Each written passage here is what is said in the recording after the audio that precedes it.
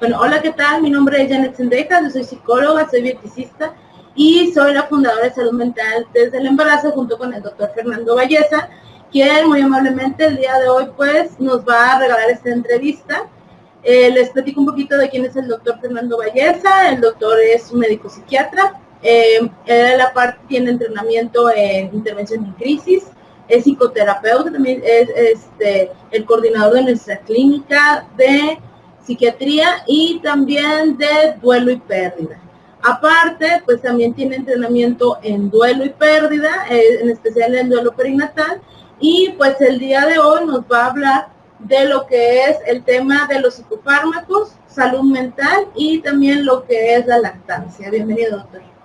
Muchas gracias. Ahora me tocó estar de este lado de la cámara contestando algunas de las dudas más frecuentes que nos hacen por inbox o por correo en nuestras redes sociales. El uso de medicamentos durante la lactancia y sobre el embarazo, que es sobre lo que muchas personas tienen dudas o incertidumbre de qué hacer. Sí, la mayoría de nuestros pacientes, cuando las enviamos con el doctor, pues tienen mucho miedo, ¿no? Tienen mucho miedo de que si llegan a utilizar algún tipo de tratamiento médico, pues pueda dañar lo que es al bebé o a su hijo, pueda dañarlas a ellas para posterior. Inclusive hay fantasías y mitos de que si toman algún tipo de psicofármaco, pues a lo mejor pueden llegar a ser estériles, o que ese tipo de medicamentos pudieran todavía tener un efecto hasta en el segundo o tercer embarazo, ¿no? Entonces, de todo esto vamos a estar hablando con el doctor. No sé si quiera empezar por platicarnos un poquito cuál es la relación de lo que tiene que ver con salud mental, embarazo, y lo que también tiene que ver con el posparto, ¿no? Y sobre todo la lactancia. Antes que todo, tenemos que considerar que el embarazo y el posparto son momentos de mucha vulnerabilidad para la mujer. ¿Y esto por qué? Porque ocurren muchos cambios, tanto en cambios internos, en los neurotransmisores, en sustancias en el cuerpo, en cambios hormonales, cambios sociales, cambios familiares, que todos esos serie de cambios se van a conjuntar y ser fuertes estresores para el cuerpo de la mujer y para la vida de la mujer. Pasa algo así como le pongo de ejemplo a las pacientes y a las parejas de las pacientes cuando vienen, que es como la adolescencia, ¿no? En muy poco tiempo tienen que hacer muchísimos cambios en muchos niveles o a diferentes niveles, y eso, pues, como bien dice el doctor, pues causa estresores, ¿no? En cada una de las etapas de la vida donde hay muchos cambios, como mencionaba la licenciada, en la adolescencia, en la muerte de un familiar, en el embarazo, en la enfermedad o en la vejez, toda esa serie de modificaciones en nuestro estilo de vida o en nuestro cuerpo hace no que nos enfermemos, pero sí crea una mayor vulnerabilidad y hay mayor riesgo de enfermar. Entonces, quiero pensar que la única manera de compensar un poquito eso, pues es el acompañamiento, ¿no? El acompañamiento y el que las demás personas que estén a nuestro alrededor pues puedan comprender todos estos cambios para ver cómo nos pueden ir ayudando conforme cada etapa que vamos pasando de este proceso, ¿no? Exacto. Hay muchas cosas que podamos hacer, entre ellas los medicamentos. Son una herramienta más que podemos utilizar. No es todo lo que podemos hacer, pero algunas veces son necesarios. Hablando de eso, pues existe un gran estigma en sí para lo que es la enfermedad mental, en sí, inclusive hasta para lo que es salud mental, no hay un consenso, llamémosle social, de lo que es salud mental. Hay muchos mitos, muchas dudas, miedos. Entonces no sé si nos puede hablar un poquito de esto, de cuál es el estigma para las mamás, para la comunidad en general sobre salud mental. Sí, realmente todavía existe mucho estigma en cuanto a salud mental se refiere. Yo siempre les comento a los pacientes y le comento en las ponencias a las que hemos acudido que no nos tienen que tener miedo. Siempre en las películas, en las novelas, somos los malos del cuento. Somos los que castigamos, los que encerramos al malo, toda esa serie de creencias realmente ha estigmatizado y desgraciadamente ha hecho que muchas personas no se acerquen con nosotros y no obtengan los beneficios de un tratamiento integral, un tratamiento completo. El estigma es general para todas las personas. Sin embargo, esto se aumenta en gran medida en el embarazo, en el posparto. La mayoría de las personas tienen una noción que el embarazo tiene que ser muy bonito, tiene que ser muy placentero, que está libre de problemas, pero la realidad es otra. La realidad es que algunas veces el embarazo es una fuerte estresor para la familia, para el organismo de la persona, sobre todo si existe una vulnerabilidad previa, que eso sí quisiera dejar claro. La enfermedad mental no es algo que aparece de forma repentina, es algo que se va gestando a través del tiempo y siempre hay señales que podamos nosotros intervenir mucho antes que el problema sea mayor. Entonces quiero entender que la persona para cuando está deprimida en el embarazo, pues ya tuvo algún tipo de dificultad previamente, ¿no? Y que cuando ya está deprimido o se le detecta, ¿verdad? Más bien dicho, se le detecta y se le diagnostica en el posparto, pues también probablemente desde el embarazo ya tenía algún tipo de malestar, ¿no? Y que últimamente, bueno, no últimamente, sino normalmente, pues se ve en la maternidad también como que tiene por ahí un mensaje social, ¿no? Que la maternidad o la mamá tiene que ser perfecta y la mamá tiene que ser muy buena, ¿no? De tal manera que si en algún momento ella sufre o tiene sacrificios por sus hijos, pues entonces es una muy buena mamá, cuando a veces estamos hablando de gente que tiene mucho malestar y muchas dificultades para ya no cuidar a los demás, sino a ella misma, ¿no? Entonces cuando ya entra el venir al doctor, el venir al psicólogo, el diagnosticar y tratar de que pues no les dé angustia ni miedo y sobre todo no les dé pena ni vergüenza el pensar que en algún momento pues van a necesitar algún tipo de ayuda, ¿no? Claro. Algunos factores que pudieran contribuir al malestar emocional, ¿ustedes los ha visto? Claro, y en general las personas que nos visitan a SAME es lamentable a veces porque nos buscan ya cuando está la enfermedad o el malestar está muy grave, ¿sí? Ya cuando hay que utilizar estrategias a lo mejor un poco más agresivas, porque las personas se esperan hasta el momento de ya no poder soportar o ya no poder aguantar el hecho de buscar ayuda. Pero sí, definitivamente algunas personas que nos buscan que tienen algún padecimiento, se observa que hay antecedentes previos, incluso durante el embarazo, antes del embarazo, había problemas que nos estaban dando señales de un riesgo de una enfermedad. Los beneficios de tener un tratamiento, yo lo veo con mis pacientes, todo el mundo se va muy contento, nadie se ha venido a quejar hasta ahorita, pero no sé si usted nos los pueda comentar. Claro, sí, realmente es difícil poderles explicar hasta que lo viven en sí las personas. Incluso he pensado que deberían hacer sus testimonios por todas esas personas que tienen miedo de iniciar un tratamiento. Muchos me han comentado que su vida cambia totalmente.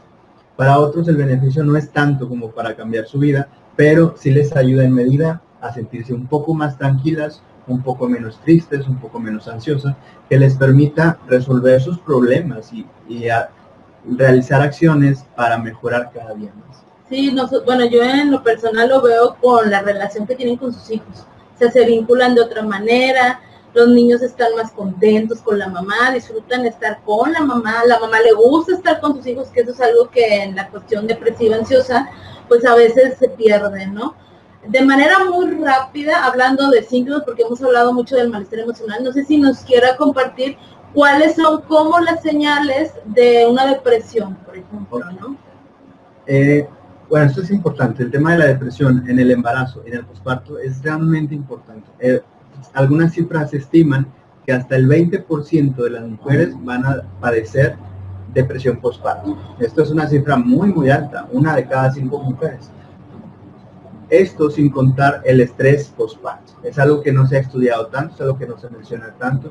En el país, por ejemplo, no tenemos cifras del estrés posparto, pero se considera que es mucho mayor que la depresión posparto. Algunos síntomas o algunas cosas que tenemos que estar alerta: el estado de ánimo. Cambios en el estado de ánimo, por ejemplo, todos podemos estar tristes, ansiosos, enojados. La importancia es que no estamos constantemente tristes o ansiosos. Una persona que se sienta de esta forma todos los días, la mayor parte del tiempo, que 1 o 2 semanas, podemos considerar que algo está sucediendo. O algunos otros síntomas que podamos tener en cuenta son falta de energía, falta de apetito, insomnio, apatía o anedonia, que es la incapacidad de disfrutar las cosas, y algo que sucede mucho en la depresión postparto es falta de deseo de cuidar o de relacionarme con mi hijo. La irritabilidad, por ejemplo, también sí. Es otro de los... Algunas personas no están tan tristes o ansiosas, bueno, en realidad sí están, pero su forma de demostrarlo es a través de la irritación. Están irritables, muy poco tolerantes ante el mínimo estímulo, pueden estallar o pueden explotar. O presentar, por ejemplo, culpa, claro, llanto frecuente. Alteraciones cognitivas, problemas de la atención, memoria, se afecta toda la funcionalidad del individuo. Y eso es muy diferente a que alguien esté triste. Alguien está triste porque le sucedió algo malo, pero no se afecta toda esta funcionalidad del individuo. En cambio, en la depresión, en la ansiedad, sí se ve afectada la funcionalidad. Una persona no puede hacer lo que tiene que hacer. Por ejemplo, varias de las mamás que han acudido aquí pues están cansadas, ¿no? Agotadas. Y ese es un problema porque pues para hacer de comer, para cuidar, como bien dice, a los niños, para poderse inclusive asearse. O sea, una cosa muy básica, ¿no? De descuido.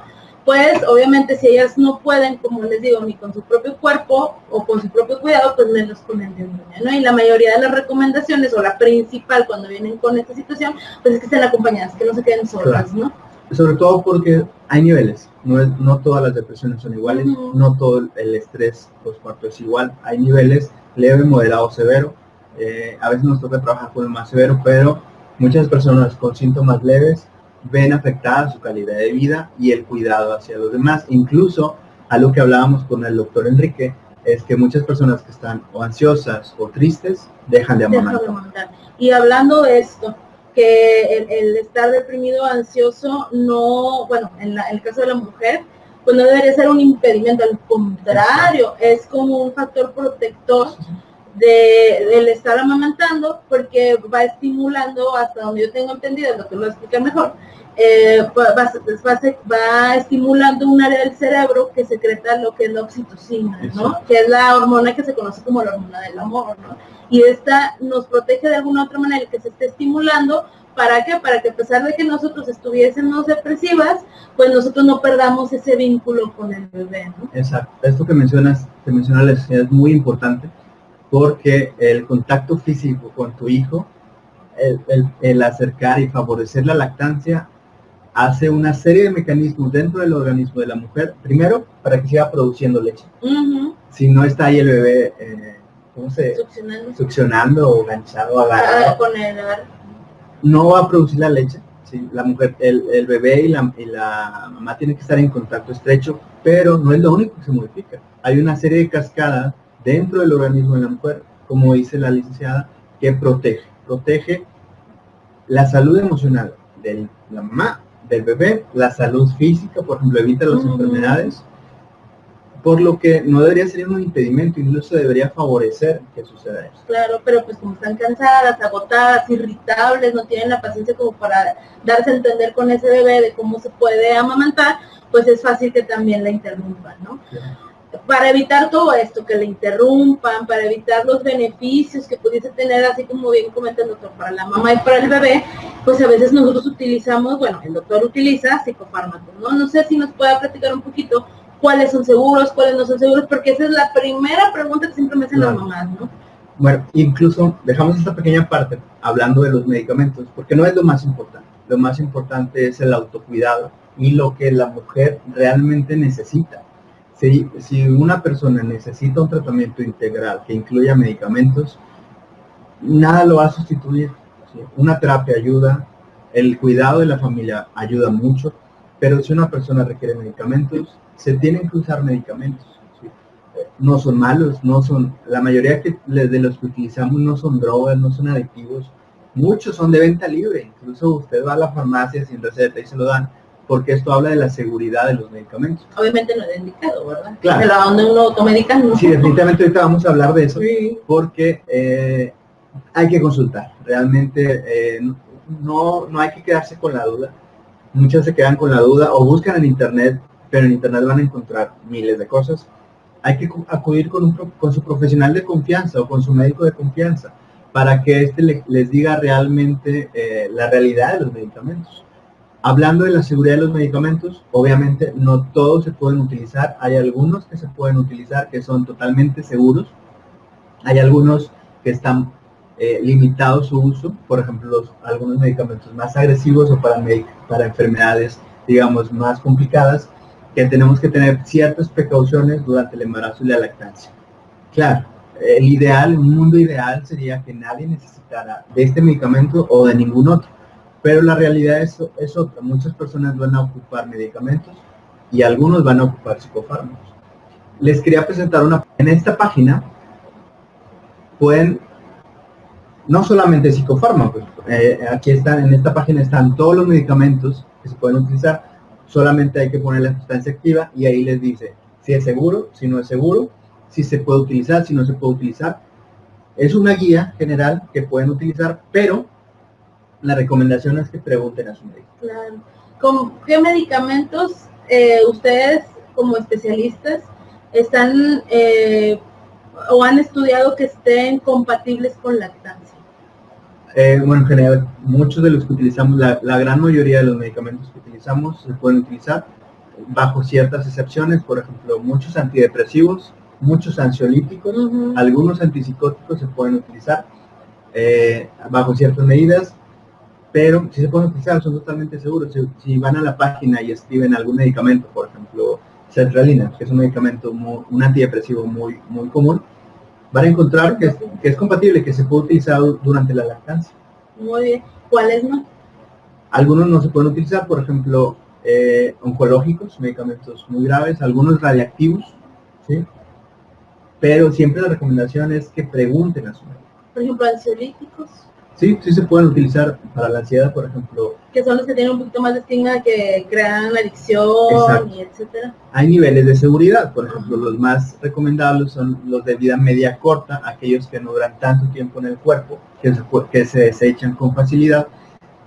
Por ejemplo, el lorazepam es un ansiolítico que se puede utilizar durante el embarazo y que es totalmente seguro durante la lactancia. Muy bien, pues ¿dónde lo podemos encontrar, doctor? Si las personas que nos ven tienen un poco más de preguntas, de dudas o de comentarios también. Claro, bueno, aquí en la página, en Salud Mental del Embarazo, en la página web Sovisame, en mi blog, tengo un blog relacionado con tanatología y duelo y pérdida, que es clinicadueloypérdida.com, o a mi teléfono, que es 8112 71 82 44. Muy bien, pues muchas gracias. Esperemos que esta entrevista pues sirva a muchas mamás para que pues se les quite la pena, el miedo, sobre todo, o la vergüenza, ¿verdad?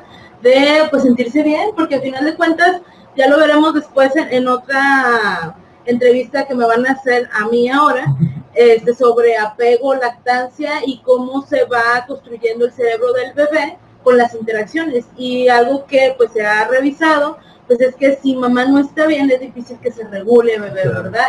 Y tenga un desarrollo neurológico inclusive sano, ¿no? Entonces vale mucho la pena, pues que se atiendan. Claro, y sobre todo que no se queden con la duda. Si tienen alguna pregunta, algún miedo específico, no revisen internet porque van a encontrar muchas cosas no adecuadas. Pregunten a un profesional, ya que estamos a su total disposición, y espero que pueda ayudar a disminuir, aunque sea un poco, el estigma. Pues muy bien, muchas gracias y nos vemos con las siguientes entrevistas que vamos a hacer a los diferentes especialistas por la Semana de la Lactancia. Nos vemos. Hasta luego. Bye.